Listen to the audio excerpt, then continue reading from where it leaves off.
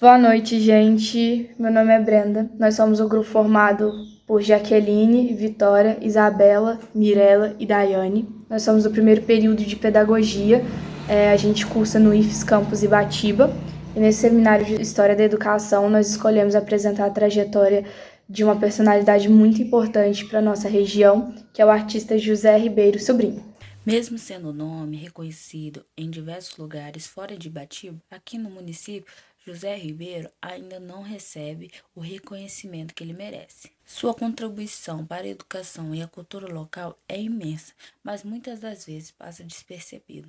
Por isso, nós decidimos fazer uma entrevista com ele, para entendermos as suas motivações, lutas e conquistas. Nessa produção, nós reunimos suas obras, ideias e histórias, que mostram como a sua atuação transformou e continua transformando a história viva da nossa comunidade.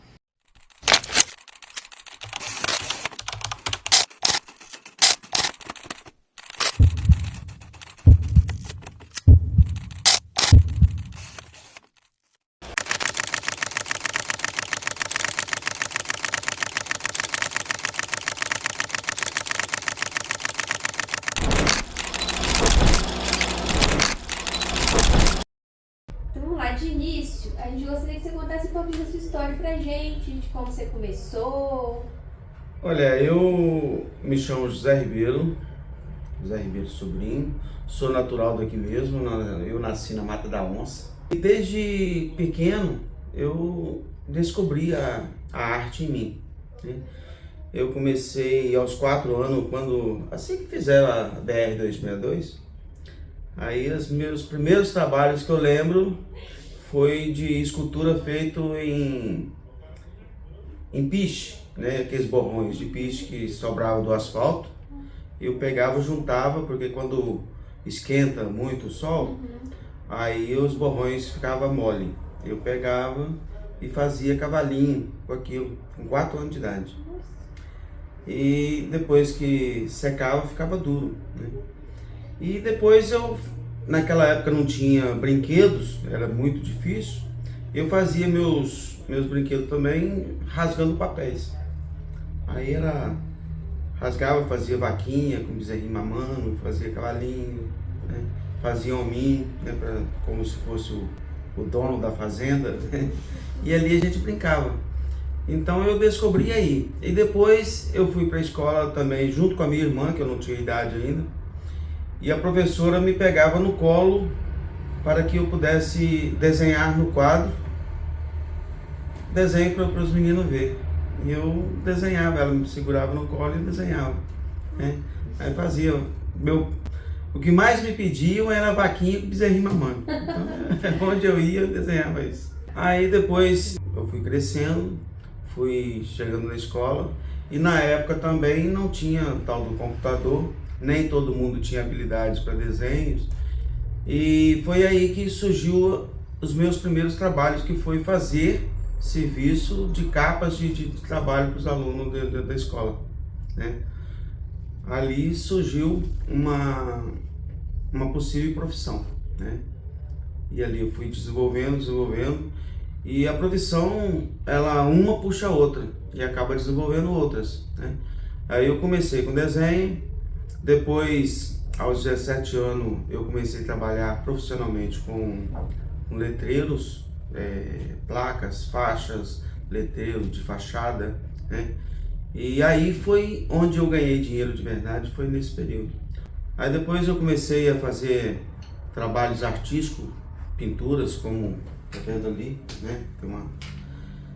E já tem trabalhos em vários países, tem na Espanha, tem na Itália, tem nos Estados Unidos, tem em Portugal.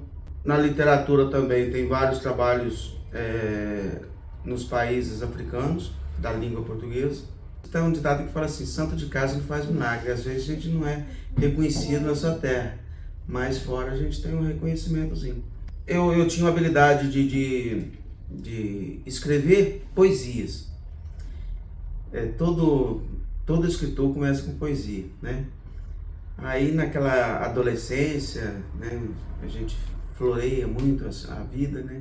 E acaba escrevendo algumas poesias. Depois da poesia, Eu comecei com as crônicas, com diversas linhas da área literária, e hoje eu estou na parte de história, né? Eu gosto muito da parte de história. Eu participei nós fizemos um encontro literário em Bragança Paulista em 2011. Aí lá eu apresentei, foi a primeira apresentação minha como poeta. Eu escrevi um texto, eu lembro, mas eu achava que era uma coisa, e quando encontramos aqueles literários lá, aí quando eles deram o feedback deles, não foi tão bom quanto eu pensava, né? Aí eles falaram, mas você tá a caminho, precisa cortar isso, precisa cortar aquilo, coisa e tal, aí, né? Porque ninguém nasce completo, e isso é muito importante, quando alguém fala de algum trabalho seu, seja bom ou seja ruim, a gente jamais deve botar, não, esse cara não sabe de nada, né? Pelo contrário, a gente tem que pegar aquilo como um degrau para a gente melhorar, né? Sempre assim. Seu processo criativo, você se inspira em alguma coisa? Olha, eu gosto muito da minha parte na pintura, por exemplo. Na pintura eu sou realista. O realismo é a arte mais antiga, né? Que a gente vê, não das cavernas, lógico que não, mas quando aparece, por exemplo, com Leonardo da Vinci, com Rafael, com Michelangelo, Donatello. Então é esse tipo de trabalho que abriu meus olhos para a pintura. Embora tenha outras pessoas que gostam de outros tipos, mas o meu trabalho que eu gosto é procurar o máximo de realismo possível. Embora jamais eu vou conseguir fazer um trabalho como eles, né? Alguém da sua família também é artista? Não. Eu tenho um filho que é policial, tenho uma outra que trabalha na loja, tenho uma outra que trabalha na estética e tenho uma pequenininha com 10 anos que ainda estuda. Essa pequenininha é uma surpresa que com 50 minutos que a minha esposa descobriu que estava grávida e ganhou ela. Então saiu várias televisão, jornal, então tem... Muita história para contar, né? Nossa, tem, no meu livro de crônica tem tudo isso. Você hoje em dia vive da arte ou você faz isso hoje como hobby? Não, eu vivo da arte, ainda vivo, né? Graças a Deus, dá para mim viver. Mas é onde eu tô te falando, hoje se o cara depender de uma coisa só, ele não consegue, entendeu? Eu sou múltiplo, porque dentro da pintura, por exemplo, eu faço o realismo, mas eu pinto paisagem, eu pinto pessoas, que é a parte mais difícil que tem, é pintar a pessoa. Porque quando eu faço um animal, por exemplo, eu posso mudar 1000 traços visuais que vai sair um animal. Você vai ver, é aquele animal. Porém, se eu for fazer uma pessoa e falar é tal fulano, se eu mudar um traço visual, já não parece com ela mais. Então é uma das partes mais difíceis que tem fazer o ser humano. Como o senhor acha que a arte influencia na vida das pessoas? Vamos falar aqui de Batiba, por exemplo, que é onde o senhor mais trabalha. Você acha que a arte tem alguma influência na vida das pessoas aqui? Ah, tem. E eu gosto demais da arte porque a arte me proporcionou ser reconhecido, né? A arte me proporcionou ter meus filhos, criar meus filhos. Eu tive uma profissão formal, eu ainda era novo, né? Eu trabalhei no escritório de contabilidade, que não tinha nada a ver com a minha área, né? Mas entrei com 13 anos e saí com 17. E de lá eu já saí para minha profissão, que eternizei com ela até agora. E foi ela que me levou para vários lugares. Eu já trabalhei em toda parte do estado, várias partes do Brasil, onde eu estou falando que tem trabalhos meus em diversas partes do mundo também, né? Então, se não fosse pela arte, eu não sei o que seria de mim. Você se sente valorizado como artista? Nem sempre, né? Não tanto quanto a gente acha que poderia, e eu também, com certeza, eu não coloco minha arte toda à disposição como eu gostaria também, entendeu? Como alguns lugares. Por quê? Porque é caro para fazer determinadas coisas. Mas tem um ditado que fala assim: se você não aparece, você é esquecido, você não é lembrado. Então, você tem que estar sempre fazendo alguma coisa para ser lembrado. Então, às vezes você faz uma coisa, mas deixa outra, né? Quando você está fazendo determinada coisa, igual naquele monumento ali que eu restaurei e refiz ele, remodelei, né? Aquele monumento dos tropeiros. Então, as pessoas naquele momento te vê, entendeu? Te coloca lá em cima, fala para todo mundo, mas depois quando você busca outra coisa, aquilo ali se torna esquecido. Então você tem que estar sempre fazendo, entendeu? Eu hoje na escultura, eu já fiz trabalho, tenho trabalho lá na Gruta São Quirino, lá em Irupi, trabalho que eu fiz, os revolucionários lá, das pessoas da Revolução do Pico da Bandeira, não sei se você já ouviu falar, tenho umas esculturas lá. Eu tenho escultura de pessoas lá em Brejetuba, na praça de Brejetuba. Aqui em Batiba eu não tenho, entendeu? Há pouco tempo eu me surpreendi, nós tivemos um encontro em Vitória, lá na Assembleia Legislativa. Eu fiquei surpreso com a quantidade de pessoas que eu não conheço e que me conhecem de várias partes do estado. Pessoas lá do norte do estado, Ribeiro, rapaz, que bom te conhecer, por isso eu tenho te acompanhado. Outras pessoas lá do sul do estado, outras pessoas que você não conhece, mas que eles te conhecem e gostam do seu trabalho, entendeu? E está sempre valorizando. Pensando nessa ideia de valorizar a arte, como você acha que o Brasil pode valorizar quem vive de arte? Olha, eu acho que o Brasil hoje ainda faz bastante coisa, principalmente na cultura. Eles deram um ênfase na cultura. Hoje nós temos valores até significantes que o governo ajuda, né? Através da Rouanet, através de diversos programas do governo que ajudam. Esse livro, por exemplo, esse primeiro, ele foi feito com o Funcultura, que é uma parceria, não todo, né? Mas uma parte dele. Foi feito com o Funcultura. Esses outros já não. Esses outros já são todos feitos 100% por mim, né? Mas esses estão nas plataformas do Amazon, né? Ou seja, está sendo vendido em várias partes do mundo. Tem várias plataformas que estão sendo vendidos meus livros. Tem uma pergunta aqui que eu quero te fazer em relação à época que os canários, eles quase sumiram de Itatiba. O que te motivou a começar a campanha pela soltura dos canários da terra em Itatiba no ano de 2012? Na verdade, a soltura, ela foi em 2007, né? Não, 1997, né? 1997. Só que aí eu vi uma reportagem do Globo Rural que tinha uma fazenda em Minas que tinha diversos canários soltos. O cara criava os canários soltos. E ia gente do Brasil inteiro lá ver os canários dele. E quando eu vi aquela reportagem, eu fiquei encantado. Porque os canários que a gente via aqui na região eram todos presos. Aí quando eu vi aquilo, no outro dia eu já comecei a correr em vários lugares onde eu sabia que tinha canário. Falei, rapaz, vamos soltar esses canários? Você viu aquela reportagem? Rapaz, eu achei fantástico. Ah, não, se eu soltar, esse canário é caro, rapaz. Um canário desse custava 2 salários mínimos, tinha canário de mais de 3 salários. Não, se eu soltar, rapaz, os caras pegam.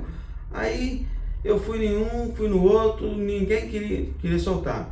Até que eu cheguei num determinado cara, aí falou, ô Ribeiro, rapaz, eu tô com 8 casais de canário ali, mas já soltei 4 e o pessoal pegou, eu não sei como fazer. Falei, então vamos fazer o seguinte, vou criar um negócio para você. Vamos fazer 3 placas para você. Proibido pegar canário da terra, denuncie, telefone total, né? Aí eu coloquei uma no início da fazenda dele, outra no final e a outra na porteira da chegada da casa dele. Aí foi 3 placas que começaram. Aí passavam algumas pessoas, rapaz, quem fez essas placas para você? Eu queria colocar também isso. Aí eu fiz 66 placas, entendeu? Eu fiz para Iuna, para Irupi, Lajinha e Batiba.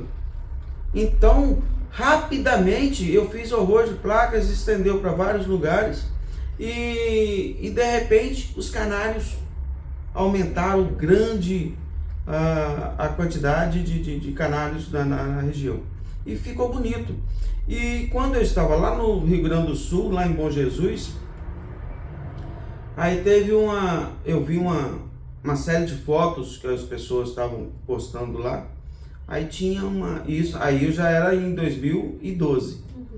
Aí eu vi aquelas fotos de vários pássaros, aí tinha do canário. Eu falei, rapaz, isso aqui lá na minha terra hoje, eu falei, hoje tem muitos canários lá. Nós fizemos um trabalho assim, assado. Aí eu contei a história, aí o cara falou, rapaz, conta essa história para aquele velhinho ali, ó. Aí eu falei assim, por quê? Não, aquele cara ali é pai do redator-chefe do Globo Rural. E com certeza, se ele escutar a sua história, ele vai se interessar. Aí eu não contei não, eu não falei, eu não fui até o cara não. Daí a pouco ele veio até mim, entendeu? Ô rapaz, conta a história aí que o cidadão ali falou um negócio. Eu gostei da história, fala pra mim. Eu não sei se ele te falou, eu sou pai do redator-chefe do Globo Rural. Aí, e se ele gostar dessa história, eu vou falar com ele, eu vou contar a história. Se ele gostar, de repente ele vai fazer uma filmagem com você. Aí eu contei a história, daí uns dias eles vieram fazer a reportagem. Aí vieram com o pessoal da Rede Gazeta, né? Aí nós fomos em vários lugares onde ainda existia aquelas placas que eu tinha escrito, né? E o cara viu que havia horror de canário.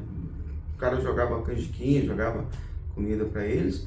Vinha 300, 400 canários de uma vez assim. É um dos legados que eu mais gosto até hoje, é de ver, não só aqui, mas de ver que em todo o estado, hoje, várias partes, né? Várias partes de outros estados também. O pássaro que você mais vê dentro da cidade hoje é o canário, né? Então é um legado muito bom, né? E eu fico feliz por ser reconhecido por isso também. Quando acabou de passar a reportagem, um amigo meu dos Estados Unidos ligou para mim. Rapaz, Ribeiro, eu tô vendo aqui a sua reportagem, rapaz. O que você fez aí? É você mesmo? Eu falei, sou eu. Nossa, que bom, né? Você trouxe umas obras pra gente. Conta um pouquinho de cada uma delas, explica um pouquinho pra gente. O primeiro livro que nós fizemos, na verdade, foi uma coletânea feita pela prefeitura. Eu que fiz o trabalho total do livro, mas eu não trouxe ele hoje. Mas depois surgiu a oportunidade, o prefeito uma vez pediu que alguém escrevesse um livro sobre Ibatiba e que falasse sobre, seria muito bom falar sobre as pessoas do município que tem nomes de rua, porque ninguém conhecia. Ah, tem uma rua tal, quem é essa pessoa? Quem foi? Ninguém sabe, né? Aí surgiu a oportunidade, eu peguei e escrevi esse livro que se chama A Toponímia de Ibatiba e Suas Ruas. O que é toponímia? Topos vem do grego, que quer dizer lugar.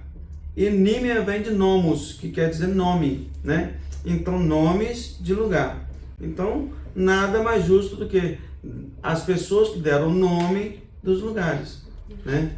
Todas as pessoas que têm nomes das ruas e praças de Ibatiba. Aí, esses mapas, foi todo eu que fiz, eu desenhei esses mapas, né? Entendeu?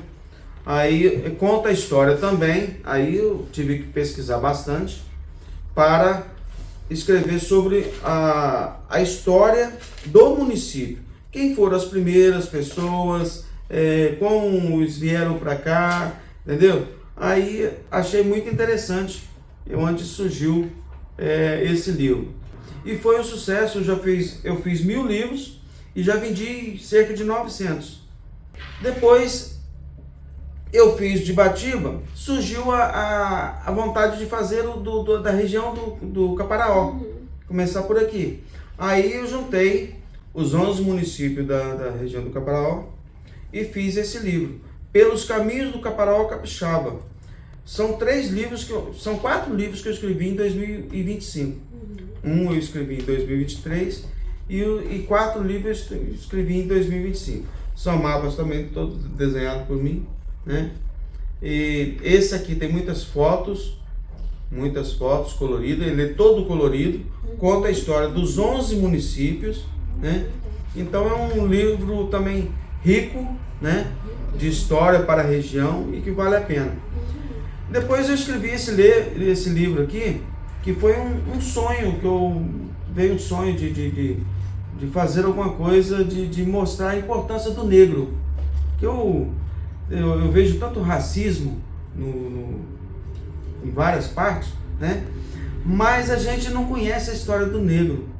Quanto alguns negros foram importantes para o mundo, porque isso aqui não fala só de Batiba, aqui não fala de estado, não fala do Brasil, aqui fala os negros do mundo inteiro. Não são todos, porque não caberiam no livro, né? Mas são vários negros os negros que se destacaram no mundo. Então está tudo retratado nesse livro. Ele tem 212 páginas, é um livro muito rico, principalmente eu estou vendendo ele muito para faculdades, porque na sociologia estuda muito, né? E o outro livro que eu estou escrevendo, eu terminei de escrever, eu registrei ele essa semana, então provavelmente essa semana eu já mando publicar, né? E esses livros são publicados pelo Clube dos Escritores Brasileiros, né? E o outro também vai ser da mesma forma. Que é um livro que eu não pago para fazer, entendeu?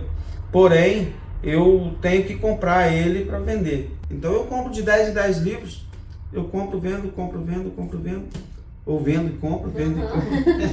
E o outro livro que eu estou escrevendo, como já disse, é sobre as profissões, que também será uma coisa interessante, principalmente para os jovens no mercado de trabalho, saber onde ele vai entrar. Porque muitas profissões estão acabando, muitas faculdades, né, vão deixar as pessoas amigos aí, porque tem muitas faculdades que vão acabar, né? E qual é o legado dessas profissões e o que você vai buscar da agora para frente? Qual é o caminho? Porque a gente tem que reinventar. Sim. Quando surge a IA ela é mais rápida do que o raio, mais rápido que a luz. Ela está muito rápida. A evolução está... Não tem como. Outro dia eu estava vendo uma pessoa falando sobre a IA, se tem como acabar com ela. Não tem como mais acabar com a IA. Só acaba com a IA se acabar com toda a internet do mundo inteiro, que hoje é impossível. Entendeu? Então não tem como. Então nós temos que nos preparar para abraçar toda essa tecnologia. Tem que se preparar para se adaptar às mudanças, as né, mudanças. Que elas acontecem. Se hoje você pudesse deixar um conselho para essa geração atual, qual seria? Primeiro, que estudem. Segundo, estudem aquilo que o seu coração gostar. Não faça aquilo que seu pai quer que você faça. Não faça aquilo que por dinheiro. Porque tem muitas profissões hoje que as pessoas estão buscando as profissões por dinheiro, mas acabam não sendo bons profissionais. Sim. Acaba não atendendo as pessoas e nem a si mesmo. Então, quando você faz aquilo que você gosta, com certeza você vai ser um ótimo profissional, você vai ser reconhecido pelo que faz. Eu não fiz engenharia civil, mas eu já fiz mais de 550 projetos de casas e prédios, né? Ou seja, nem sempre é a profissão, né? É o estudo que te dá a profissão, mas a profissão te leva ao estudo. Eu não tive a oportunidade de fazer uma engenharia civil, que era o meu sonho, mas não tive a oportunidade de fazer. Primeiro, que as faculdades eram longe. Segundo, que toda a vida eu fui pobre, né? Eu perdi meu pai com 10 anos de idade, éramos 8 filhos, e com isso eu não tive a oportunidade, né? Eu tive que trabalhar para ajudar minha mãe, ajudar meus irmãos, né? Comecei a trabalhar muito cedo, já com 12 anos, 11 anos, 12 anos eu já trabalhava vendendo as coisas na rua, vendia salgado, vendia picolé, engraxava, eu fazia de tudo, capinava quintais, entendeu? Fazia de tudo aquilo que dava para ganhar um dinheirinho, para poder ajudar.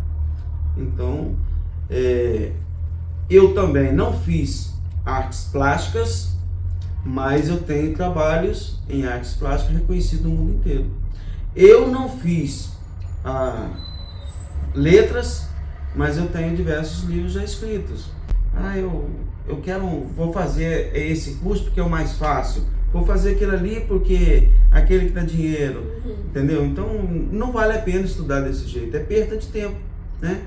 Qual foi seu sentimento em participar dessa entrevista? Em ter sido convidado para falar um pouquinho da sua história?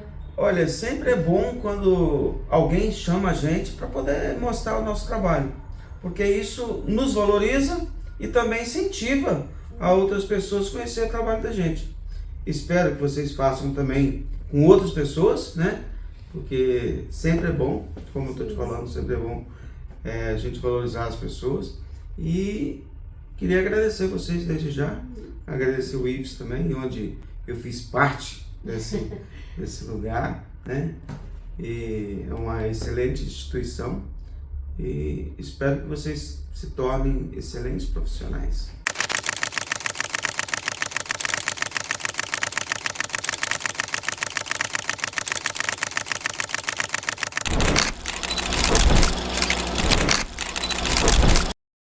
Falar sobre José Ribeiro também é falar que educar vai muito além dos muros das escolas, pois ele educa com as mãos, com a arte, com resistência e com amor que tem a cultura do nosso povo.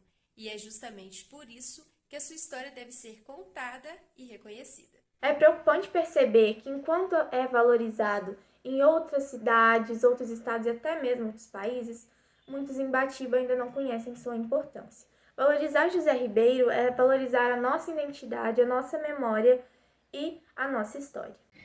E que essa homenagem seja um passo para mudar isso. Agradecemos de coração ao Sr. José Ribeiro por abrir as portas de sua história para a gente.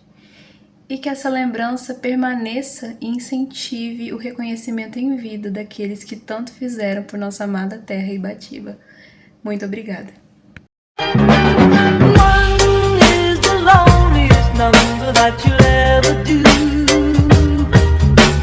Two can be as bad as one. It's the loneliest number since